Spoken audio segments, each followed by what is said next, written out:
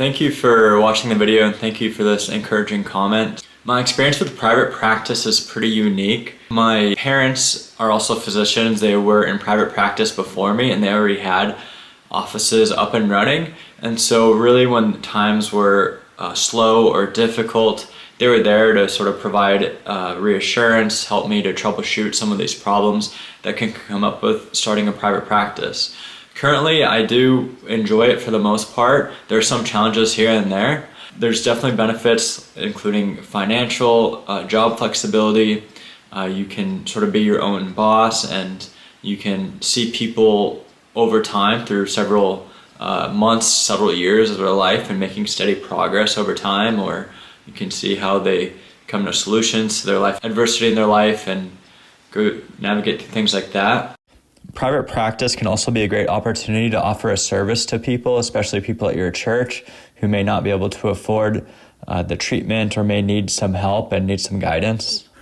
Working in a group setting or even in a hospital setting, you may not be able to offer these services like you could just having your own clinic and being your own boss. Private practice also, there's a lot of flexibility with if you want to hire more people to work with, if you want to extend your hours, if you want to charge different fees, you have some flexibility with that. Some of the drawbacks are a lot of nuances with starting a private practice, including getting credentialed or contracted with insurance companies. I mean, you do have organizations that can help you with this. There's one like Headway where you can put in your information and they can help contract you with different insurances. You also can sign up with a website, the CAQH website, which is what a lot of private practices do to help streamline the process. Definitely starting a private practice is a slow process. It doesn't get busy right away.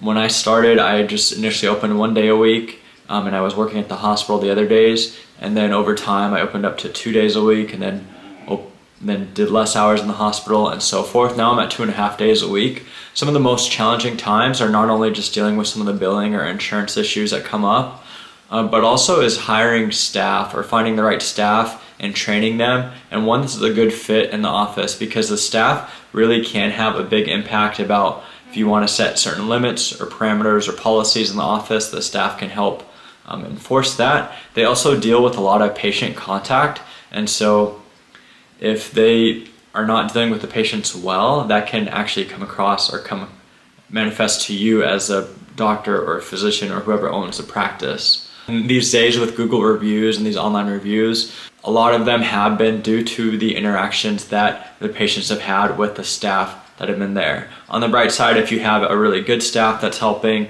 it can make the world a difference. It can really help decrease stress and help just navigate things much more smoothly. How does my faith come across with a private practice? Well, I think for the most part, faith, as a physician, I'm dealing with other people that are made in like God's image and likeness, and so I have to treat them as such. And I think the faith most importantly helps me as a physician sort of treat others like almost as I would want to be treated, try to help them with their suffering, try to help their quality of life, making sure they know the benefits and risks of the treatments involved and things like that. Even working in a group setting or a hospital setting, I think the faith is going to be important because you can pray for those who you're working with or for your supervisors. And oftentimes maybe the supervisors can help redirect you or to help refine the craft that you're doing so that you can work more efficiently or better with the patients and people you come across. As far as with starting a private practice, I think my case is a little bit unique because I already have had like this done before me through my parents, and they've kind of already set it up. So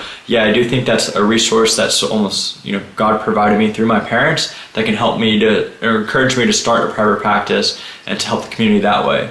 But I think the faith can also help in that you're making a more impact and influence on people's lives. When you work in the hospital setting, like in an emergency setting or in an inpatient hospital setting, you only see the patients for a short amount of time. You don't follow up with them afterwards. So you can't really make that big of an influential or meaningful impact in their lives. I'm not saying those aren't important services. There's definitely a need for emergency psychiatry. There's definitely a need for inpatient psychiatry.